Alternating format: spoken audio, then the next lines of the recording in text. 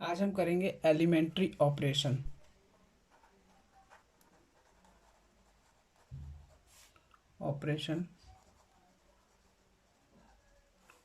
इसका दूसरा नाम है ट्रांसफॉर्मेशन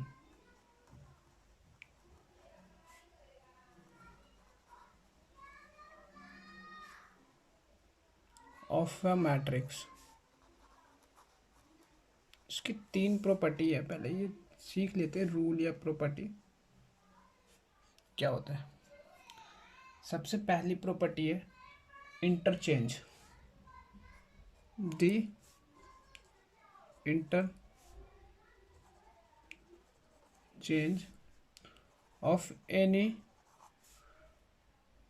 रोज और कॉलम्स, टू रोज और टू कॉलम्स। इसका मीनिंग क्या है? इंटरचेंज का मतलब होता है जैसे टू और थ्री इंटरचेंज करना है तो टू थ्री की प्लेस पे आ जाएगा और थ्री टू की प्लेस पे पहुंच जाएगा अगर हमने इंटरचेंज करा तो इसमें ये बोला है कि टू रो, अगर हम दो रो को इंटरचेंज करेंगे, ये इंटरचेंज का साइन होता है। ऐसा साइन जो लगेगा इंटरचेंज को डिनोट करता है, ये साइन इंटरचेंज। अगर दो रो को इंटरचेंज करना होगा तो सपोज करो फर्स्ट रो का नाम है R1 और सेकंड रो का नाम है R2, तो ये दोनों रो की वैल्यू आपस में इंटरचेंज हो जाएगी। मतलब फर्स्ट रो की वैल्यू सेकंड रो पे पहुंच जाएगी और सेकंड रो की वैल्यू फर्स्ट रो पे पहुंच जाएगी।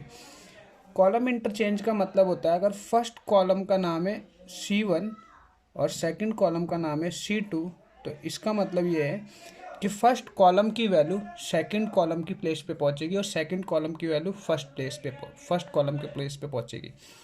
अगर R2 और R3 में भी करें हम, मतलब सेकंड रो और थर्ड रो में, तो भी सेकंड रो की वैल्यू कहाँ पहुंचेगी? थर्ड रो में। और थर्ड रो की वैल्यू कहाँ पहुंचेगी? सेकंड रो में। इसी तरीके से हम इसमें भी कर सकते हैं, सेकंड कॉलम को थर्ड कॉलम से। अब फॉर एग्जांपल देख लेते हैं, एक मैट्रिक्स में बनाता हूँ।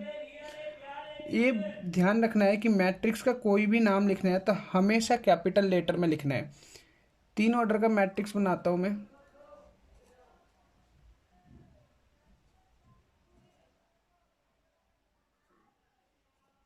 3x3। अब इसको इंटरचेंज करना है। सबसे पहले रो इंटरचेंज यहाँ पे रूल अप्लाई करता हूँ, तो ध्यान से देखना है कि इसमें क्या चेंजिंग होती है। अगर रो इंटरचेंज अप्लाई करता हूँ तो इस लाइन का मतलब ही हो गया मैंने रो इंटरचेंज अप्लाई कर दिया है। आर डिनोट करता है रो को, 1 डिनोट करता है फर्स्ट रो, मतलब ये वाली पहली रो। ये साइन इंटरचेंज की मीनिंग है। और ये आर रो की डिनोट करता है और थर्ड रो को डिनोट करता है। इस लाइन का मतलब जैसे ही हमने ये ऑपरेशन लिखा, ये ऑपरेशन पूरा को बोलते हैं हम ऑपरेशन। जैसे ही हमने ये एलिमेंट्री ऑपरेशन लिखा है वैसे ही इस मैट्रिक्स में अब चेंजिंग हो जाएगी। यहाँ पे नाम में कोई परिवर्तन नहीं होगा, मैट्रिक्स के नाम वही रहेगा। 3, ये वाला 3 यहाँ पहुँचेगा, ये 9 यहाँ पहुँचेगा और ये 4 यहाँ पहुँचेगा। तो यहाँ पे 3 9 4, और ये 3 यहाँ आएगा और ये 1 नीचे और ये 2 नीचे, और जो R2 की वैल्यू है वो वैसे ही रहेगी। ये है हमारे फर्स्ट रो को इंटरचेंज किया है थर्ड रो में, इंटरचेंज की मीनिंग। अगर नेक्स्ट अगर कोई और ऑपरेशन अप्लाई करे, R2 को R3 से करे, मतलब सेकंड रो को, ये है मेरा मैट्रिक्स, इसी मैट्रिक्स में ऑपरेशन अप्लाई करना है। सेकंड रो की जो एलिमेंट है वो थर्ड रो में पहुंचने, और जो थर्ड रो की एलिमेंट है वो सेकंड रो में। तो ये कैसे चेंजिंग दिखेगा? ये दिखेगा 3 9 4 0 -1 और 6, और फर्स्ट रो एज इट वैसे ही रहेगा जैसे पहले था। ये हमारा ये ऑपरेशन हो गया। अच्छा, अब हम इसी मैट्रिक्स के ऊपर कॉलम ऑपरेशन अप्लाई करके देखते हैं। सपोज करो R3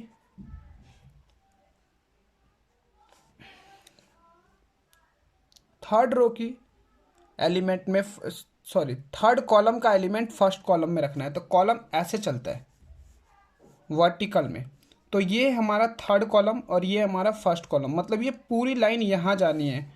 तो 2 6 4 और ये पूरा कॉलम उठ के यहाँ आएगा 3 0 3 और सेकंड कॉलम एज इट रहेगा। ये हमारा हो गया कॉलम इंटरचेंज। कोई और ऑपरेशन अप्लाई करके देखिए, अगर C2 को C3 में करे तो इंटरचेंज। तो C2 ये है और C3 ये है, C2 ये है, C3 ये है। तो C2 की वैल्यू C3 में पहुंचनी है, मतलब 1 -1 और 9, और C3 की वैल्यू C2 में 2 6 9 3 0 3। ये हो गया interchange.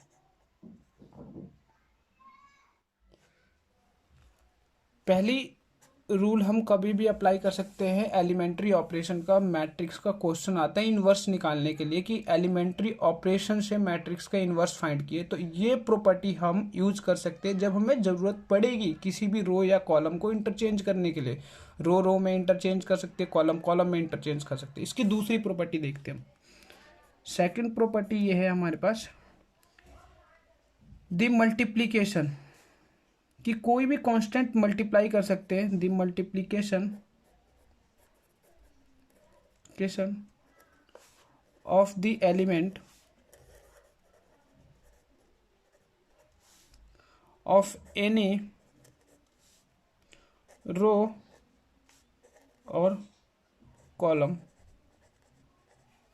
Bye a non zero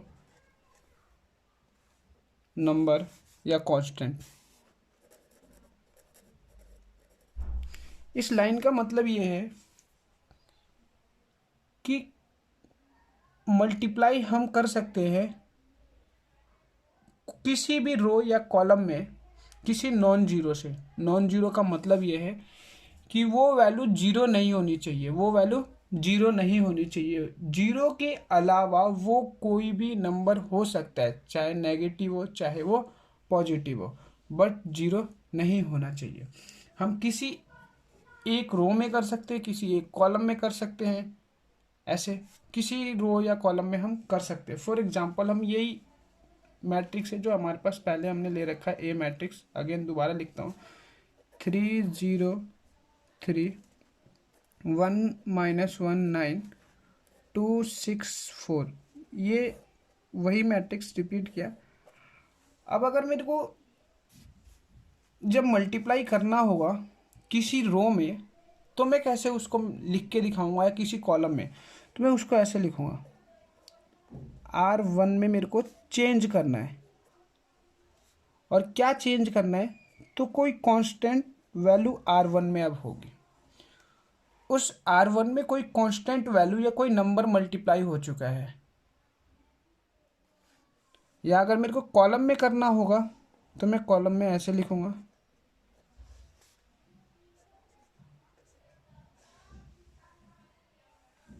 कि किसी भी कॉलम में, किसी एक कॉलम में ऐसे, अगर मैं आई रख दूँ, आई, किसी एक कॉलम में जो भी वैल्यू मैंने मल्टीप्लाई करी है वो ऐसे दिखेगा। कॉलम चेंज हो रहा है, ये कॉलम जो भी नाम होगा 1 2 3 जो भी इस कॉलम का नाम होगा वो चेंज हो रहा है के जो भी कांस्टेंट वैल्यू होगी उसके अकॉर्डिंग।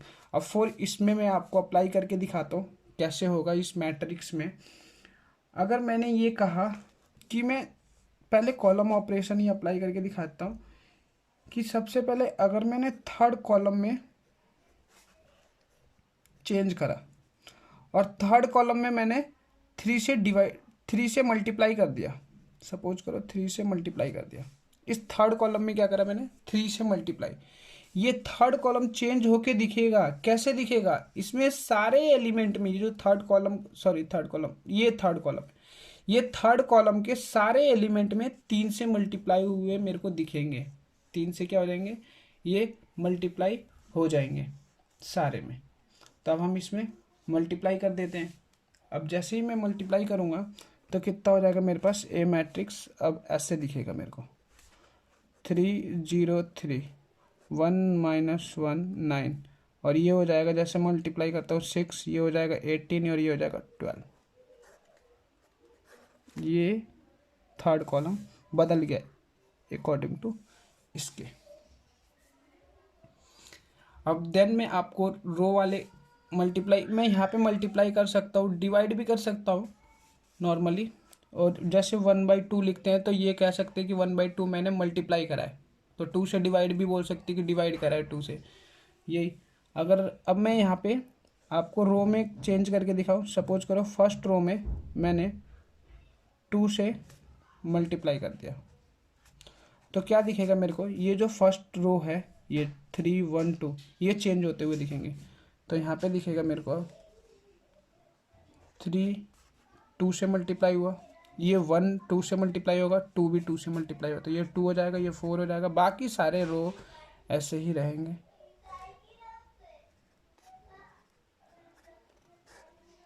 ये हमारी दूसरी प्रॉपर्टी थी कि किसी भी रो में अपने ज़रूरत के अनुसार, क्वेश्चंस के ज़रूरत के अनुसार हम मल्टीप्लाई कर सकते हैं, डिवाइड भी कर सकते हैं। डिवाइड भी वही, जैसे 1/2 लिखा, 1/4 लिखा, तो वही ऐसे बोल सकते हैं 1/4 मल्टीप्लाई किया या 4 से डिवाइड किया। तो इस तरीके से हम कर सकते हैं, और उस मैट्रिक्स में कोई चेंजिंग दिखेगी हमें जब मल्टीप्लाई करेंगे, तो उसके जिस ऑपरेशन पे अप्लाई करेंगे, जिस रो पे, उसमें ही चेंजिंग दिखेगा, अदर किसी में चेंजिंग नहीं दिखेगा हमें, वो सारे एलिमेंट या रो या कॉलम ऐसे ही रहेंगे। अब हम थर्ड प्रॉपर्टी देखते हैं, the addition to the elements of any row और column, the corresponding elements of any other row or column multiply by any non-zero number। कहने का मतलब ये है कि मैं किसी भी एडिशन की जगह पे एक और चीज़ लिख सकते हैं, सब्ट्रैक्ट भी कर सकते हैं, सब्ट्रैक्ट भी कर सकते हैं, हम सब्ट्रैक्ट भी कर सकते हैं। जरूरी नहीं है कि ऐड ही करेंगे, हमें ज़रूरत अगर पड़े सब्ट्रैक्शन की तो सब्ट्रैक्शन भी करेंगे, ऐड कर सकते हैं, सब्ट्रैक्ट कर सकते हैं किसी भी रो और कॉलम में, उसके करस्पॉन्डिंग एलिमेंट्स में, और किसी नॉन जीरो नंबर से मल्टीप्लाई करके भी ऐड सब्ट्रैक्ट कर सकते हैं, और नॉर्मल डायरेक्ट भी कर सकते हैं। ऐसे पहले देखते हैं इसकी मीनिंग क्या होती है। इसकी मीनिंग ये होती है, अगर ये R1 है, पहला रो है, और मेरे को पहले रो में चेंज करनी है, तो वो यहाँ पे R1 लिखूंगा, R1 इसी में चेंज करनी है। R1 में क्या चेंज करना है, किसकी वजह से चेंज दिखेगा, तो यहाँ पे प्लस का साइन। अगर मैंने 2 से मल्टीप्लाई करा R2 में, और R2 मतलब दूसरे रो में 2 से मल्टीप्लाई करना है, और उस वैल्यू को पहले रो के एलिमेंट में ऐड कर देना है, और जो ऐड होके मिलेगा वो पहले रो के एलिमेंट में लिखा जाएगा, मतलब ये चेंजिंग दिखेगी यहाँ पे हमें। अब एग्जांपल भी मैं दूंगा आपको, और इसको सिंपल जनरल फॉर्म में ऐसे लिख देते हैं, के और R, मतलब ध्यान से देखें कि इस R1 में चेंजिंग होनी है। क्या चेंजिंग होनी है, तो ये चेंजिंग होनी है, मतलब RJ एक कोई थर्ड रो होगा, और ये रो इसमें आके ऐड होगा। कब ऐड होगा, पहले वो रो K से मल्टीप्लाई हुआ होगा, मतलब सेकंड रो 2 से मल्टीप्लाई होगा, देन फर्स्ट रो में ऐड होगा, और जो ये पूरी फाइनल वैल्यू आएगी वो R1 में चेंजिंग हमें दिखेगी। ऐसे ही सिंपल कॉलम में भी यही चीज़ होता है।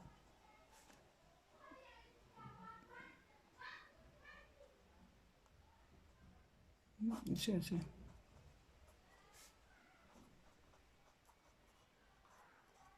मैं एक मैट्रिक्स लेके आपको एग्जांपल देता हूँ। एक मैट्रिक्स यहाँ पे लिखा,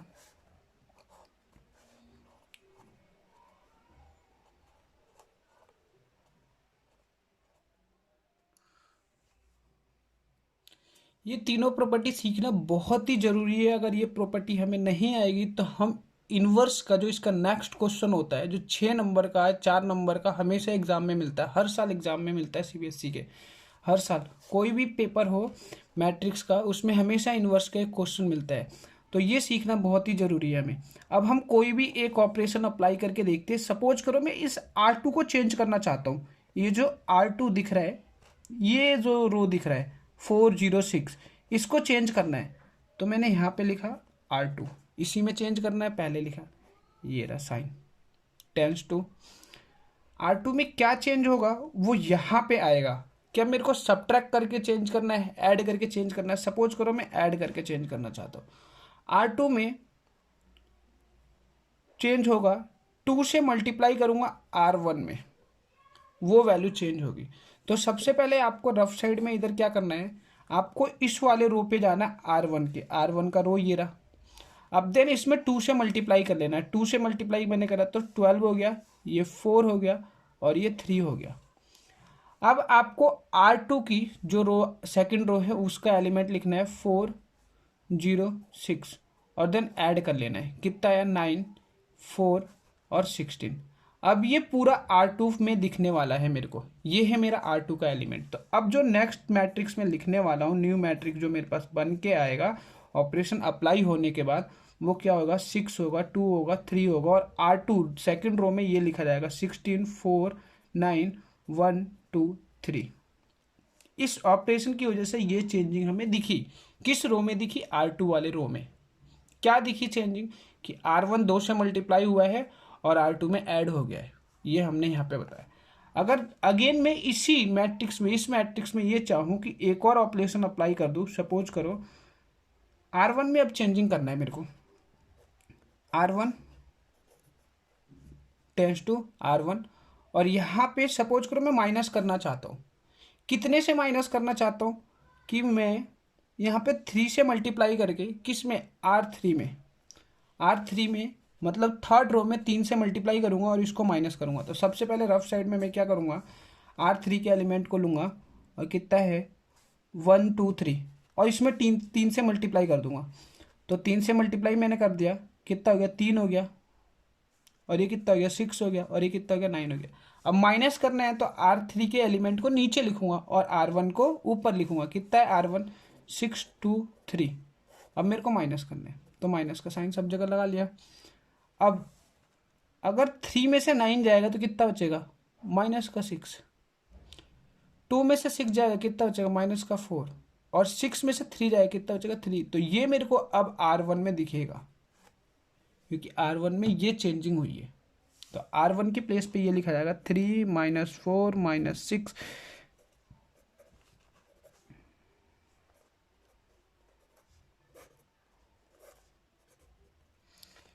इस मैट्रिक्स में अप्लाई हुआ ये ऑपरेशन, तो इस मैट्रिक्स का R1 चेंज होते हुए दिखा हमें। अच्छा, ये मैट्रिक्स और कॉलम में अगर हमें चेंज करना हो तो क्या करते हैं हम? कॉलम में चेंज करने के लिए हमें, सपोज करो मैं सेकंड कॉलम में चेंज करना चाहता हूँ, तो मैंने सेकंड कॉलम लिखा है यहाँ पे। क्या चेंज करना है कि फर्स्ट कॉलम को ऐड कर दो, बस इतना करना है कि फर्स्ट कॉलम को सेकंड में ऐड कर दो और जो वैल्यू दिखेगी चेंजिंग वो सेकंड कॉलम में। तो यही मैट्रिक्स है, इसी मैट्रिक्स को उठाते, इसको केवल ऐड ही तो करना है। तो कॉलम वाला एडिशन ऐसे ऐसे होते हैं, क्योंकि कॉलम C1 ये है, C2 ये है, तो ऐसे ऐड होगा। 6 2 में ऐड होगा तो 8 होगा, 4 0 में ऐड होगा तो 4 होगा और 1 2 में ऐड होगा 3 होगा। और फर्स्ट कॉलम ऐसे ही रहेगा 6 4 1 3 6 3, ये ऐसे ही रहेगा। ये हमारी चेंजिंग हो गई इस वाले मैट्रिक्स में, ये ऑपरेशन। सपोज करो मेरे को ये चेंज करना है, थर्ड कॉलम में माइनस करना है मेरे को। क्या माइनस करना है? सेकंड कॉलम माइनस करना है, सेकंड कॉलम माइनस करना है, या 2 से मल्टीप्लाई करके माइनस कर लेते हैं। तो पहले सबसे पहले मैं थर्ड कॉलम को उठाऊंगा और थर्ड कॉलम ये 3 6 3, यहाँ रफ साइड में लिख लेता हूँ 3 6 3, ये लिख लिया, जैसे लिखा है वैसे लिख लिया। सेकंड कॉलम में मल्टीप्लाई करूंगा 2 से, कितना हो गया 4 0 4। अब साइन इन माइनस का तो माइनस लिखूंगा यहाँ पे, और जो वैल्यू आनी है वो किसकी कहाँ जाएगी? थर्ड कॉलम में रहेगी, तो ये थर्ड कॉलम में यहाँ पे आएगी। कितना आना है? -1। कितना आना है? 6। यहाँ कितना आना है? -1। तो थर्ड कॉलम में जो अब एलिमेंट दिखने वाला है -1 6 -1, और बाकी दोनों कॉलम सेम रहेंगे, 0 2 0 2 6 4 1। अब मैं आपको बताता हूँ ये जो ऑपरेशन मैंने अप्लाई करा है वो कहाँ अप्लाई करा है, इसी मैट्रिक्स पे अप्लाई करता है। अगर यही ऑपरेशन मैं यहाँ अप्लाई करता तो क्या होता, यहाँ चेंजिंग दिखता। किसकी वजह से दिखता, इसकी वजह से दिखता। तो अकॉर्डिंग टू क्वेश्चन हम अप्लाई कर सकते हैं। मैं आपको यही ऑपरेशन इस पे अप्लाई करके दिखाता हूँ, इस वाले मैट्रिक्स में। तो इसका चेंज होते हुए हमें थर्ड कॉलम कैसे दिखता। सबसे पहले तो थर्ड कॉलम लिखा जाता है मेरे पास यहाँ पे लेफ्ट साइड में 3 6 3, और सेकंड कॉलम में मेरा 2 से मल्टीप्लाई होता। 2 से मल्टीप्लाई होता कितना होता मेरा सेकंड कॉलम, 16 8 और 6 ये होता। माइनस करता माइनस का 13 आता, यहाँ माइनस करता माइनस का 2 आता है, यहाँ करता माइनस का 3 आता है। ये थर्ड कॉलम में जैसे मैं अप्लाई कर चुका हूँ, यही ऑपरेशन मैं यहाँ पे अप्लाई कर चुका हूँ इस वाले मैट्रिक्स में। तो ये मेरे को दिखता है यहाँ पे कितना दिखता है मेरे को, माइनस का 13 माइनस का 2 माइनस का 3, और बाकी ये एलिमेंट सेम 8 4 3 6 4 1। तो ये हमारी ऑपरेशन C3 टेंस टू 3 और चेंज कितना हुआ है ये। तो ये ऑपरेशन इस वाले मैट्रिक्स पे अप्लाई किया गया। तो ऐसे, तो ये तीनों प्रॉपर्टी मोस्ट इंपॉर्टेंट है। अब इसके बाद हम इनवर्स का क्वेश्चन करेंगे इन तीनों प्रॉपर्टी के साथ ही।